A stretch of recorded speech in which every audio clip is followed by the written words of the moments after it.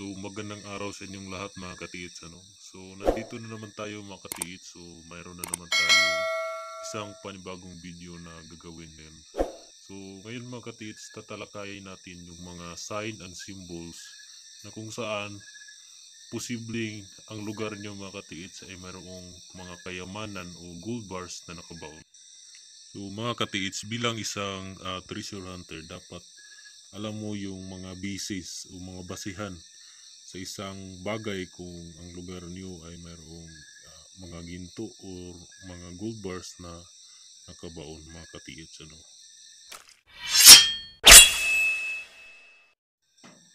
So number one mga katiits, yung ating basihan kung ang yung lugar ay mayroon bang mga kayamanan o mga gold bars na nakabaon. So ang ating number one ay yung history. So history. So ano nga ba yung history mga katiits? So ang history mga katiits, ito yung mga history ng iyong lugar o sa inyong baryo o mga kwento ng inyong mga ninuno mga katiits. Kung ano ba ang yung kwento ng inyong lugar mga katiits? Meron ba itong history o mga kwento? Katulad ng ibang mga lugar mga katiits, nga sinasabi nila na ito daw ay pinamumugaran ng mga Hapon o ginawang mga kampo mga katiits. So isang napakagandang sinyales o mga sign kung na mayroong talagang mga gold bars na nakabaon dyan sa mga lugar ng mga katiits. So ang history. So ito ay pinaka-importante mga basihan mga katiits. Kasi kung walang history ang inyong lugar tapos kayo ay naghanap ng mga gold bars, ay parang wala rin kayong mapapala dyan mga katiits, kasi paano nyo malalaman kung ang inyong lugar o mayroong mga gold bars kung wala namang mga history. So ito ay napaka-importante mga katiits. So ngayon yun na nga mga katiits, yung history ay importante talaga ng mga katiits. So tulad ng sa aking part mga katiits, so dito sa aming lugar ay mayroon talaga tong history.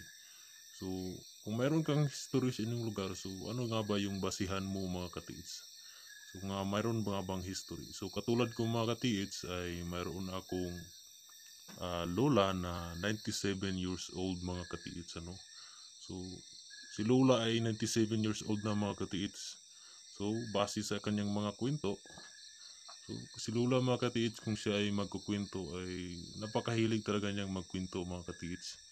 So halos kapag ako ay pupunta sa kanyang bahay, halos mga aabot ng isang oras kapag siya ay magkukwento tungkol sa iyang mga karanasan noon mga katiits. So isa sa mga kwento niya mga katiits na nagpaantig sa akin mga katiits about sa history dito sa aming lugar ay yung kwento sa niya tungkol sa mga Hapon mga katiits.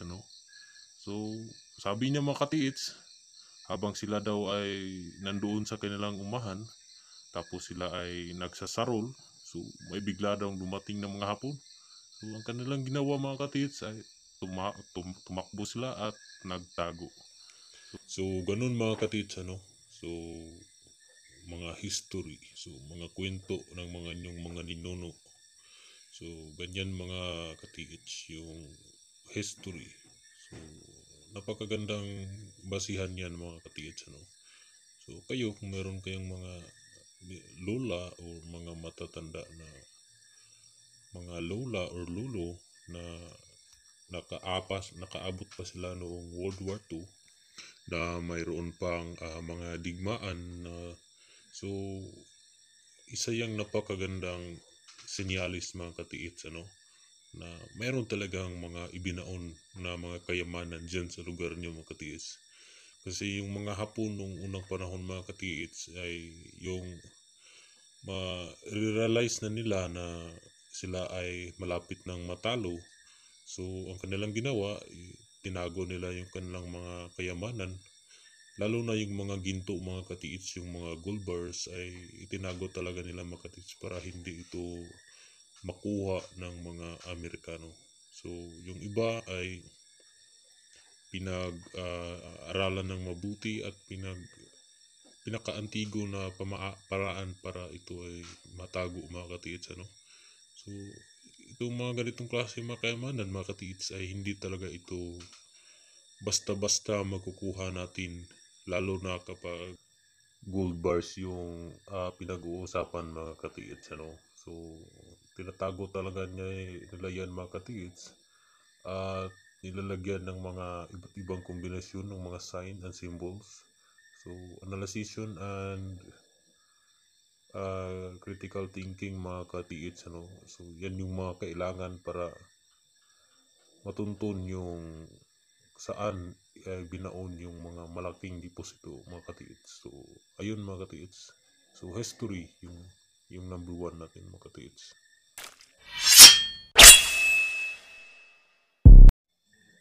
So dako naman tayo dito sa number 2 mga katiits. So yung number 2 natin mga katiits ay is yung mga sign and symbols ng mga treasure hunting mga katiits, ano. So ano nga ba yung mga sign and symbol mga katiits, ano? So yung mga sign and symbol mga katiits is yung katulad ng ipanapakita na akin dito mga katiits. Yung nakikita niyo dyan sa screen, yan mga katiits. Yung mga klaseng bagay na yan, yung makita niyo yung mga butas-butas, yung mga guhit-guhit. So yan yung mga sign and symbol mga katiits, ano. So halimbawa mga katiits, itong pinapakita sa screen na yan. So yan mga katiits, yung sign na yan mga katiits ay mayroon yung isang malaking butas. Tapos tumagos dito sa ibabaw. So napakakintab ng butas na yan mga katiits. So yung mga sign na yan mga katiits ay mayroon yung ibig sabihin. So tapos ito naman katiits, ano. So mayroon siyang butas. Yan, mayroon siyang butas na maliit. Tapos mayroong X. So, ganitong mga klaseng sign mga katiits, meron din yung mga ibig sabihin at kailangan ito ng malalim na pagsisiyasat mga katiits, ano. So, simple lang yung mga katiits pero mayroon yung malalim na ibig sabihin. So, ganun yung mga sign and symbol mga katiits, ano. So, meron ditong malalim na pag-iintindi. So, sa pagbabasa ng mga sign and symbol mga katiits, ay hindi mo kailangang direct to the point na tingnan yung sign mga katiits, ano. So, for example mga katiits, nakakita ka ng mga ganyan, butas. So, sa tingin mo ay mayroon diyang laman. So, wala yung laman mga katiits. So, minsan yung guhit ibabaw ay mayroon niyang ibig sabihin mga katiits. So, mayroon niyang mga sukat. So, ang pagbabasa ng mga sign mga katiits ay masasabi kong 100% ay mga logic. So, in-applyan talaga ito yung mga logic po katiits. So, ang pagbabasa ng mga sign and symbol is para nilang nagsusolve ka ng puzzle mga katiits, ano. So, mayroon kang dyan i-apply na mga technique and then analyzation, tapos malalim na pag-iintindi ng mga sign mga katiits, ano. Kasi hindi yan basta-basta nakapoint dyan mga katiits. So, bawat line at bawat linya ay mayroon niyang mga sukat. So, tulad nito mga katiits, ano, so itong tinitingnan natin sa screen, ito yung mga basic sign na nagsasabi na mayroong naka-deposit ng mga kayamanan mga katiits, ano. So, kung mapapansin nyo sa ibabaw ay mayroon siya parang malaking paa na nakatapak mga katiits, ano. So, ang ibig sabihin niyan mga katiits ay sure deposit. Sure deposit na mayroon talagang nakabaon dyan sa ibaba mga katiits. So, dyan sa mayroong palaking kanal o malaking bitak mga katiits, yan, pansinin yan mga katiits, mayroon siyang malaking bitak patungo dyan sa ibaba mga katiits, no? Kung lalagyan natin ng tubig ay dadalo yan patungo sa ibaba mga katiits, ano? So sa ibabang bahagi mga katiits ay mayroon yung isang arrow na nakaturo doon sa ibaba mga katiits, ano.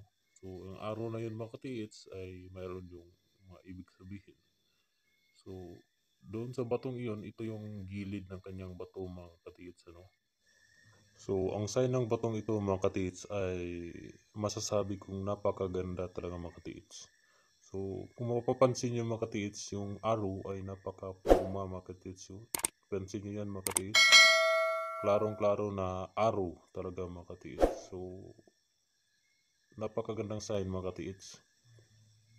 So, ganitong mga klaseng sign mga katiits ay hindi talaga ito basta-basta natin makukuha mga katiits.